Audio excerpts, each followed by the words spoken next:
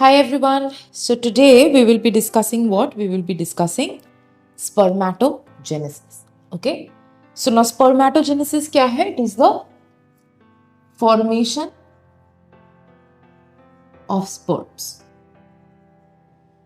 ठीक है. Formation of sperms जब होती है तो एम्ब्रायनिक स्टेज में टेस्टिस के अंदर होते हैं सेक्स कॉर्ड्स और इन सेक्स कॉर्ड्स के अंदर प्राइमोडियल जर्म सेल्स होते हैं. These are your diploid cells. ठीक है. Primordial germ cells post birth type A spermatogonia में चेंज होता है जो एक स्टेम सेल है. एट द सेम टाइम ये जो सेक्स कॉर्ड्स है ये अपने अंदर एक लूमेन डेवलप कर लेता है और सेमिनिफेरस ट्यूब्यूल्स में कन्वर्ट हो जाती है. ठीक है. Now each of these type A spermatogonia undergoes mitosis to give rise to two kinds of type A cells. Dark type A cells. Type A dark cells basically regenerating cells है.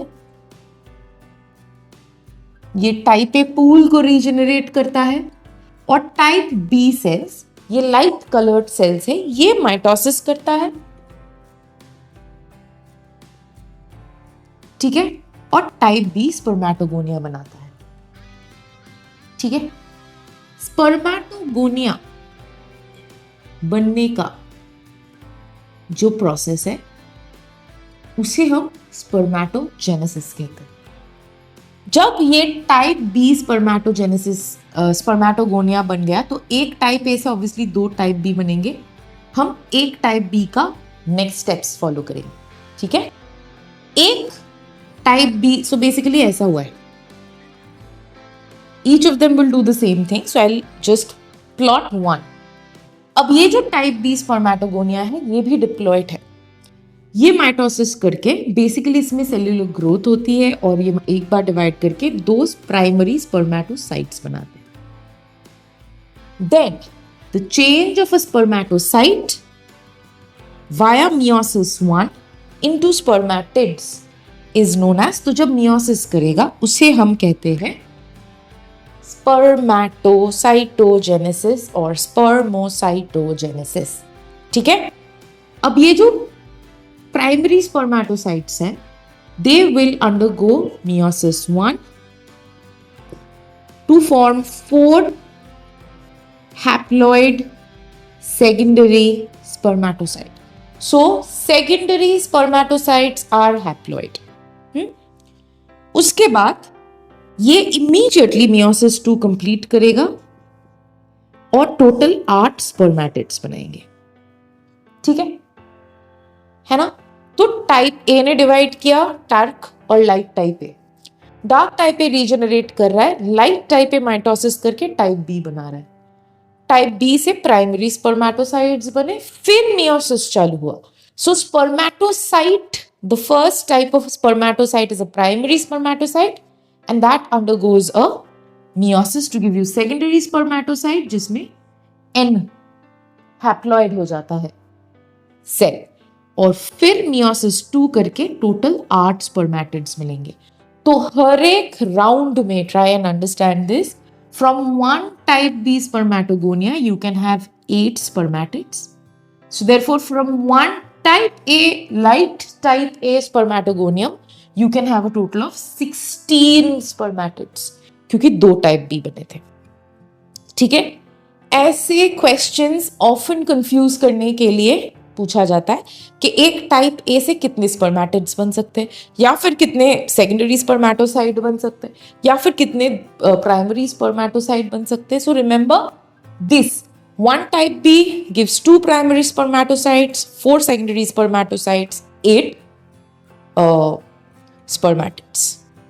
Yeah, so these numbers can be crucial and very easy questions, no? Similarly, haploid diploid के basis पे question आता है कि अगर इनमें से कौन से हैप्लॉइड होंगे. Often you get confused. I've seen people get confused and say primary spermatocyte. No, primary spermatocyte is diploid, secondary spermatocyte is haploid. Okay. Now, what is then spermiogenesis? तो ये जो 8 स्पर्मेटिड्स बने ये सर्क्यूलर स्ट्रक्चर्स हैं. they look nothing like the structure of sperm that you have always studied, right? Sperms need to move from the male body in the female genitalia up to the ampulla of the oviduct to be able to fertilize. Correct? Motility के लिए obviously उनके पास flagellary appendages होना जरूरी है, right? They need a lot more of what? They need a lot more of energy also, so they need mitochondria. Now, if you look at a spermatid, then the spermatid is circular. It has a nucleus which is obviously haploid. Okay? It has a Golgi which will help in protein folding. It has mitochondria and it has centrosomes. But it looks nothing like your sperms. They start changing their shape, so the cell starts to elongate itself, okay, such that the Golgi and the nucleus becomes elongated and the centriole or the centrosome divides into two. ठीक है, proximal centriole and distal centriole, two centrioles, and a flagellary microfibril tail is starting to form. Gradually, when the whole elongation is done, the Golgi forms the acrosomal head. The cell membranes, the cytoplasm, as well the nucleus form this structure, and the acrosome and the cell body together forms the head of the sperm. Okay, the proximal centriole forms the neck. Then the rest of the cell elongates into a tubular structure which is filled with spiral mitochondria. So there is a spiral mitochondria here. Okay, then the distal centriole forms an annulus or a ring-like structure which will control the movement of the flagella. And from there you have the long flagellar tail. Okay, so you have a head, a neck, a midpiece and a tail. The function of the proximal centriole is to contribute in the first zygotic division. So the contribution of the sperm when it comes to embryogenesis is obviously the haploid nucleus for half the number of chromosomes and the proximal centriole, without which the first division is not possible. Okay, the annulus along with the distal centriole helps in the movement of the tail. It controls the movement of the tail. I hope this much is clear. So now, while all of this is happening, what is the hormonal control of this whole process? Remember that spermatids, when they get changed into sperms, mature sperms, the process is known as spermiogenesis. Okay? The production is controlled by multiple hormones. Obviously, it will start with the hypothalamic hormone, which is a releasing factor, which is gonadotropin releasing hormone. Okay, if you want me to write the whole thing, it's a gonadotropin releasing hormone. Now, there are two gonadotropins, FSH or follicle stimulating hormone. It will go and trigger the Sertoli cells to secrete something which is known as the androgen binding protein. Okay, and ICSH or interstitial cell stimulating hormone, okay, will go and trigger the interstitial cells of the Leydig cells to secrete testosterone. Under the influence of the androgen binding protein, testosterone will be able to function and spermatogenesis will happen. This process will start to happen. Okay. Remember that the FSH and the ICSH is actually the replacement hormone in males for LH. Okay. These are secreted obviously by your pituitary, anterior pituitary. Okay. Now When spermatogenesis is done, the mature sperms are embedded headwise into the seminiferous tubule. The release of mature sperms, actually they are not entirely mature, but shape-wise they are, from the seminiferous tubules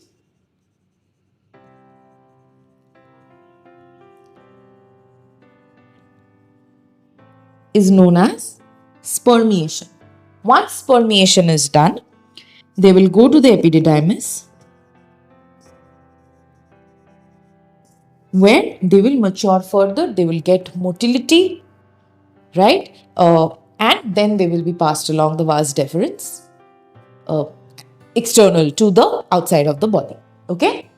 Now, in case there is enough sperm or enough testosterone, the Sertoli cells themselves secrete a hormone which is known as inhibin.